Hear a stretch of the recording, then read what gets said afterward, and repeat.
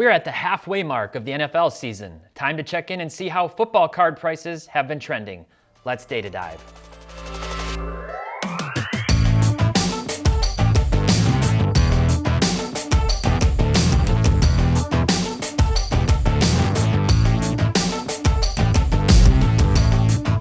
Hey everyone, welcome back to another episode of Data Dive powered by Market Movers. My name is Tyler Nethercott, better known as Teapot. We're 2 months into the NFL season, halfway through the regular season, and I thought it'd be time to do some checking in to see which players have been rising or falling the most so far. As always, this video is brought to you by Market Movers. Market Movers has 275,000 football cards spanning all eras. You can immerse yourself in the data and stunning cardboard visuals by visiting marketmoversapp.com and use promo code DIVE for your first 7 days free. Now let's get into the data. Okay, so the first thing that I wanted to do was just to actually look at what's been going on in the NFL. Let's start with a look at the standings. That's a great place to start. And there's some odd things going on in my opinion, some maybe coincidences. I talked before the season a few months ago when I did a preview of the NFL season, saying that I thought the AFC West was by far the best division in football. Not quite the case so far. I did talk about how the Broncos, and specifically Russell Wilson, would kind of be like boom or bust, I felt. Either it was really gonna work out or it wasn't going to work out at all. It has not worked out. And on top of that, the Raiders have been a complete letdown. They've blown like 3 17-plus point leads this season, which is more than they've blown, I think, in the last 30 years combined. And so the AFC West isn't as strong as you'd think. In contrast, the NFC East, which I thought would actually be one of the weakest divisions in football, has proven to be one of the best. Now the Eagles, having just lost their first game on Monday Night Football in the upset to the Commanders, I actually predicted that win. I said that to some friends, we were talking about it. I said, I think this is somewhat of a trap game and that the Eagles aren't who we thought they were. And they lost their first game, still 8-1. If you flip over to the AFC East, that's arguably the best division in the East. And the same thing kind of goes as you move down the standings. NFC West compared to the AFC West, kind of similar standings there. NFC North and the AFC North, similar, except that you do have the Vikings at 8-1, but the rest of the teams kind of weak and struggling. And then especially the NFC and AFC South, clearly in my opinion, the two worst divisions in those respective conferences. Now there's something that stands out to me here. I put a poll on Instagram and some comments, I want to say late last week. And I said, is it just me or do none of these NFL teams seem good? Right now, whoever wins the Super Bowl seems like they'll be the worst Super Bowl winner in my lifetime. And I don't really think I was being hyperbolic. I said Philly isn't good. Maybe I would say Philly isn't great, to be a little more precise. And I said they're the worst 8-0 team that I can remember. I do think they're a solid team. They're a good team. I just feel like in most years, they'd be more like a 5-3 team, maybe 6-3 team now into 9 games. They've had a couple of games that they got by close, including against my Lions, who are terrible. And the Vikings, 8-1, feels like they would have lost to a 5-4 team from most other years. And then I just threw up a poll. Basically, do you agree with this or not? 60% said yes, they agree. 40% said no, these are some really good teams. That's not a huge split, but I do think that the point goes to say there's a lot of people who aren't particularly impressed with most of the NFL this season. It doesn't even feel like parity as much as just like most teams haven't really hit their stride. I think the Chiefs are the best team in football this year so far, and it feels like they would have lost to most versions of the Chiefs for the last 3 to 4 years. Somebody DM'd me on Instagram and said, well, it does feel like they have a better defense. Actually, statistically, they're allowing more points per game this season than they have in each of the last 2 years, on top of having obviously lost Tyreek Hill and not quite clicking on offense the way that they have in the past. But they do seem like a really good team. All that being said, most years I wouldn't have said this Chiefs team is the best team in the league, but this year, here we are. So let's jump over and look specifically at which players have been doing well. This is our fantasy standings. I kind of brought it in from our fantasy football league here at SCI to show you the top 12 at quarterback, running back, and wide receiver, just so that we can take some of this, if you can try to soak it up, into when we look at the price movements, specifically by player, which we'll recap with at the end. So here I've got obviously Mahomes leading the charge at 243 points. You got Josh Allen, Jalen Hurts probably the surprise of the year, Lamar Jackson having a solid season, albeit kind of under the radar because the Ravens are 6-3, and he's not exactly lighting the world on fire. Burrow having a respectable season, albeit some real inconsistency from week to week. Justin Fields suddenly turning it on, huge, especially on the ground, with the ground game obviously just running for 150 plus yards, it seems like every outing. Tua, Geno Smith, the biggest surprise of the season probably for everybody. And then you've got Kyler, Trevor Lawrence, who's getting a lot of criticism. The Jags still not particularly good, but I did say in that preview video 2 months ago that I felt of that draft class that he was still the best quarterback with the most upside of those 2021 quarterbacks. Brady, frankly, having a bad season by most standards, especially by Brady standards, with throwing for a lot of yards, not a ton of touchdowns at 141 points, and then Kirk Cousins down there. The 8-1 Vikings, but Cousins at 12th in terms of quarterback performance. Moving over to running back, you got Derrick Henry and Nick Chubb having a great season. You got Eckler, Barkley up there, I think still leading the league in rushing yards, if I'm not mistaken, or at the near close. Josh Jacobs having a really nice bounce back season after he had a really strong rookie campaign and it kind of wasn't so good the last 2 years. He's back in the mix. CMC making the move out west, kind of a tale of 2 seasons for him, but obviously he's going to run and catch. Mixon, always a guy who's having solid performance, but flying under the radar. Aaron Jones, Dalvin Cook, Fournette, Ramondre Stevenson, and then Travis Etienne down here at the bottom, kind of at least having a solid season for what is his rookie campaign, having been injured all last year. And then at wide receiver, Tyreek Hill, Stephon Diggs, Justin Jefferson, Cooper Kupp. Oh, rest in peace, my fantasy team. Chances I am in first place in each of the 2 fantasy leagues that I'm doing.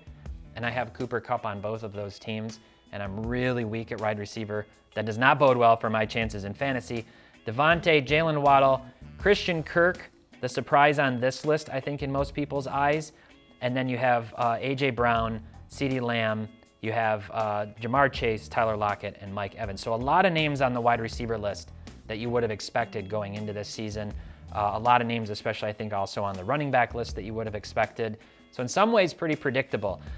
So let's jump over and let's look at the data, and I want to look at a few different things. I want to look at Market Pulse compared to the SCI 500. I want to look at Market Pulse for specific rookie classes, and then we're going to look at how sealed wax is doing, and we'll wrap up and jump over to the price movements.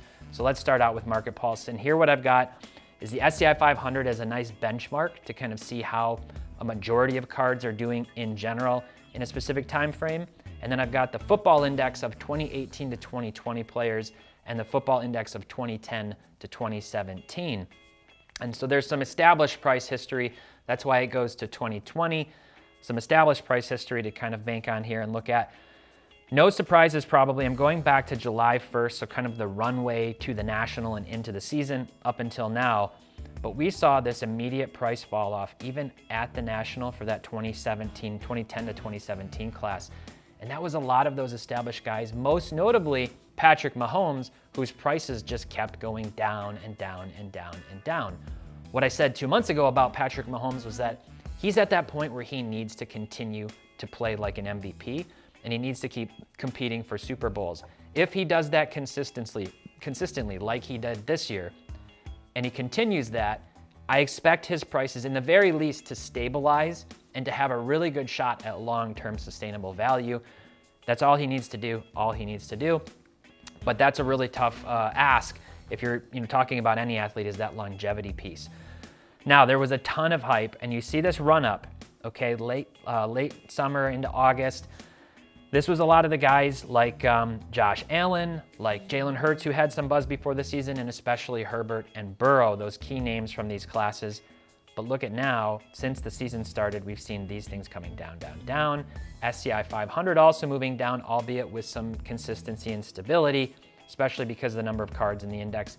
And you're seeing this crossing point now. And I think a lot of this has to do with the standings and those individual player performances. The Chiefs, one of the best teams in the NFL, record and otherwise. Mahomes, the most points for fantasy quarterback, having the best statistical season and the front runner for MVP right now.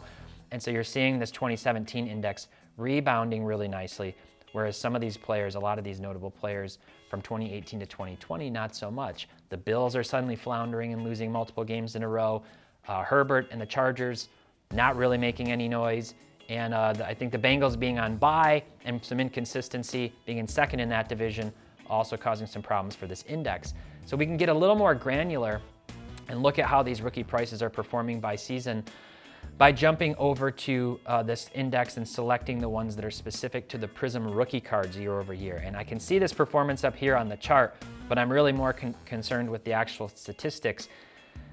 Look at these numbers, the 2020 Prism Football Index. Now, here's what's interesting. This is the class that everybody keeps talking about as being the one that's so investable because there's so many great athletes, quarterbacks, wide receivers, really loaded draft class, but maybe these prices were a little too pre-baked and they've been coming down significantly, down 33%. I'm looking at the last 60 days here, so basically since the season began, down 33%. So of these four classes, 2020, 2019, 2018, 2017, the 2020 class, which most people are looking at saying is the most balanced, the most loaded, is down the most because I think there was so much pre-baked expectation. Whereas 2017 is the only one that's up almost 5% in the last 60 days, and a lot of that has to do with Patrick Mahomes. So if we scroll down, we can see that. You see Chris Godwin's price is up, you see Deshaun Watson. Mahomes up 13% on his Prism Silver. That 2017 class did not have base Prism cards, only had the silvers for the rookies, which is why these are all the silvers. And you can see that one's up 13%. What's interesting is that Mahomes rookie cards in a PSA 10 collectively are actually still down over that same time frame, but this particular flagship card is up. If I jump over to the 2020 index and I flip the search sequence here, you can see the ones that have declined the most. Clyde Edwards-Helaire, no surprise. This is why I always say be careful with running backs who haven't really established themselves or aren't the one or two in a particular draft class. $4.81 now for the PSA 10 Clyde Edwards-Helaire. Henry Ruggs, no surprise to see that card come down to next to nothing. But here's the one, Justin Herbert, PSA 10 down 59% on his base PSA 10 in the last 2 months since the season began. That's brutal loss. Chase Young right below that. Be really careful with defensive players right when product comes out. Even the most highly rated ones, obviously they've got, some of the top guys from this last draft class were defensive players. Just watch out because over time, defensive player prices just don't hold up. So if it's a PC card and you've got to have it because he's on your team, it's understandable, but expect the prices to come down on that. And scrolling down here, like Justin Herbert, you've got Joe Burrow down 50%. So what I want to do now is I want to see how did the wax prices perform. Let's come back up and see these stats for the last 60 days and keep this in mind. Down 33% for 2020, 18% for 2019, 16% for 2018, and 5% up for 2017. Now, there's a problem. The 2017 sealed wax for Prism hobby rarely ever sells. It actually hasn't sold in the last 2 months, so we can't look and see how that price is doing. We can see the rest of them though, and here's what's really interesting. 2019 football, up 8.5%. 2018, up 5.1%. 2020, down 17%, but that's better than down 33% on the index. That's better than down 50% or 60% like Burrow and Herbert. And then 2021, just for reference, down 32% on the wax price. That class isn't looking too exciting right now. You got Mac Jones tanking, you got Trevor Lawrence injured, Fields coming on a little bit, and Lawrence just sort of hanging out in between, still unclear if he's gonna be a star in this league or not. So the last thing is to look at this at a player level and jump over, and this is the last 60 days. I'm filtering by specific draft classes and some specific parameters, so all the way back to 2015, PSA 10 cards only, rookie cards only, minimum current price of $35 on their average sales, and a minimum of 20 total sales in that time frame, just to sort of get rid of the outliers and lesser known guys.